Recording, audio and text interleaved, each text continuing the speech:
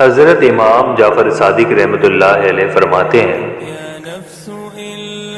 ایک دفعہ آپ کو بیش بہا لباس میں دیکھ کر کسی نے اعتراض کیا کہ اتنا قیمتی لباس اہل بیت کے لیے مناسب نہیں، تو آپ نے اس کا ہاتھ پکڑ کر جب اپنی آستین پر پھیرا تو اس کو آپ کا لباس ٹاٹ سے بھی زیادہ کھردڑا محسوس ہوا۔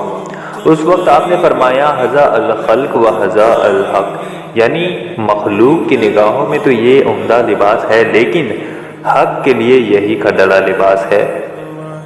ایک مرتبہ آپ نے امام ابو حنیفہ رحمۃ اللہ علیہ سے سوال کیا کہ دانش مند کی کیا تعریف ہے؟ امام صاحب نے جواب دیا کہ جو بھلائی اور برائی میں امتیاز کر سکے۔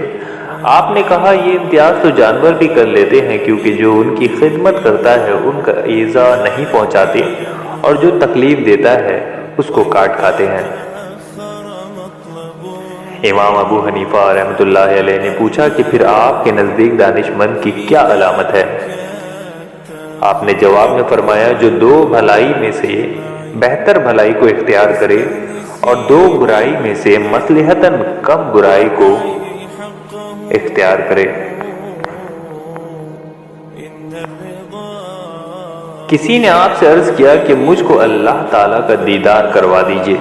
آپ نے فرمایا کہ کیا تجھ کو معلوم نہیں ہے کہ حضرت موسیٰ علیہ السلام سے فرمایا گیا تھا کہ لن ترانی، تو مجھ کو ہرگز نہیں دیکھ سکتا؟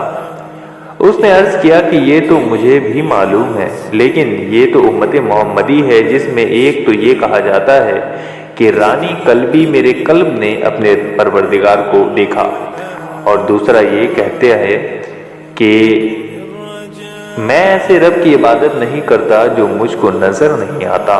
یہ سن کر آپ نے حکم دیا کہ اس شخص کے ہاتھ پاؤں باندھ کر دریائے دجلہ میں ڈال دیا جائے۔ چنانچہ جب اس کو پانی میں ڈال دیا گیا اور پانی نے اس کو اوپر پھینکا تو اس نے حضرت سے بہت فریاد کی مدد مانگی، لیکن آپ نے پانی کو حکم دیا کہ اس کو خوب اچھی طرح اوپر نیچے غوطے دے، اور جب کئی مرتبہ پانی نے غوطے دیے اور وہ لب مرگ ہو گیا، یعنی بے ہوشی کی حالت میں آ گیا، تو اللہ تعالیٰ سے مدد کا طالب ہوا۔ اس وقت حضرت امام جعفر صادق نے اس کو پانی سے باہر نکلوایا اور حواس درست ہونے کے بعد پوچھا کہ اب تو نے اللہ تعالیٰ کو دیکھ لیا؟ اس نے عرض کیا کہ جب تک میں دوسروں سے مدد کا طلبگار رہا، اس وقت تک میرے سامنے ایک حجاب سا تھا، لیکن جب میں اللہ تعالیٰ کی مدد کا طالب ہوا تو میرے قلب میں ایک سوراخ نمودار ہوا، اور پہلے سے بے قراری ختم ہو گئی، جیسے کہ باری تعالیٰ کا حکم ہے، کون ہے جو حاجت مند کے پکارنے پر اس کا جواب دے؟ آپ نے فرمایا کہ جب تک تو نے صادق کو آواز دی اس وقت تک تو جھوٹا تھا، اور اب قلبی سوراخ کی حفاظت کرنا۔ حضرت امام جعفر صادق رحمۃ اللہ علیہ فرماتے ہیں کہ جو شخص یہ کہتا ہے کہ اللہ تعالیٰ کسی خاص شے پر موجود ہے یا کسی شے سے قائم ہے، وہ کافر ہے۔ آپ فرماتے ہیں کہ جس معصیت سے قبل انسان میں خوف پیدا ہو، وہ اگر توبہ کر لے تو اس کو اللہ تعالیٰ کا قرب حاصل ہوتا ہے۔ آپ فرماتے ہیں جس معصیت سے قبل انسان میں خوف پیدا ہو، وہ اگر توبہ کر لے تو اس کو اللہ تعالیٰ کا قرب حاصل ہوتا ہے، اور جس عبادت کی ابتدا میں معمول رہنا اور آخر میں خود بینی پیدا ہونا شروع ہو تو اس کا نتیجہ بعد الہی کی شکل میں نمودار ہوتا ہے، اور جو شخص عبادت پر فخر کرے وہ گناہ گار ہے، اور جو معصیت پر اظہار ندامت کرے وہ فرما بردار ہے۔ کسی نے آپ سے سوال کیا کہ صبر کرنے والے درویش اور شکر کرنے والے مالدار میں سے آپ کے نزدیک کون افضل ہے؟ آپ نے فرمایا کہ صبر کرنے والے درویش کو اس لیے فضیلت حاصل ہے کہ مالدار کو ہمیں اوقات اپنے مال کا تصور رہتا ہے، اور درویش کو صرف اللہ تعالیٰ کا خیال، جیسا کہ اللہ تعالیٰ کا قول ہے کہ توبہ کرنے والے ہی عبادت گزار ہیں۔ آپ فرماتے ہیں کہ ذکر الہی کی تعریف یہ ہے کہ جس میں مشغول ہونے کے بعد دنیا کی ہر شے کو بھول جائے، کیونکہ اللہ تعالیٰ کا ذکر ہر شے کا نعم البدل ہے۔ آپ کا قول ہے کہ اللہ تعالیٰ جس کو چاہتا ہے اپنے رحمت سے خاص کر لیتا ہے، یعنی تمام اسباب و وسائل ختم کر دیے جاتے ہیں تاکہ یہ بات واضح ہو جائے کہ عطا الہی بلا واسطہ ہے نہ کہ بالو واسطہ۔ آپ فرماتے ہیں کہ مومن کی تعریف یہ ہے کہ جو اپنے مولا کی اطاعت میں ہمیں تن مشغول رہے۔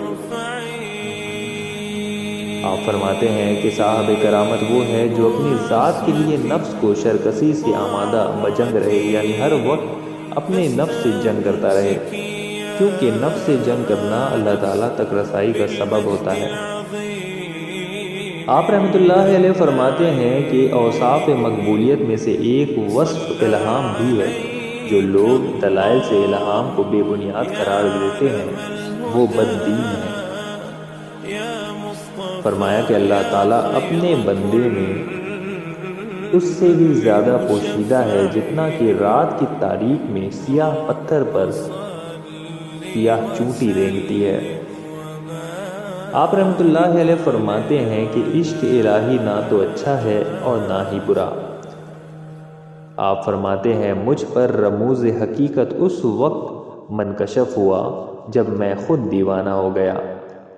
حضرت امام جعفر صادق رحمۃ اللہ علیہ فرماتے ہیں کہ نیک بختی کی علامت یہ بھی ہے کہ عقل مند دوست سے واسطہ پڑ جائے۔ آپ فرماتے ہیں کہ 5 لوگوں کی صحبت سے اجتناب کرنا چاہیے۔ اول جھوٹے سے، کیونکہ اس کی صحبت فریب میں مبتلا کر دیتی ہے۔ دوسرا بے وقوف سے، کیونکہ جس قدر وہ تمہاری منافع چاہے گا اسی قدر نقصان پہنچائے گا۔ تیسرا کنجوس سے، کیونکہ اس کی صحبت سے بہترین وقت رائگاں ہو جاتا ہے۔ چوتھا بزدل سے، کیونکہ یہ وقت پڑنے پر ساتھ چھوڑ دیتا ہے۔ پانچواں فاسق سے، کیونکہ نوالے کی زماں میں کنارہ کش ہو کر مصیبت میں مبتلا کر دے گا۔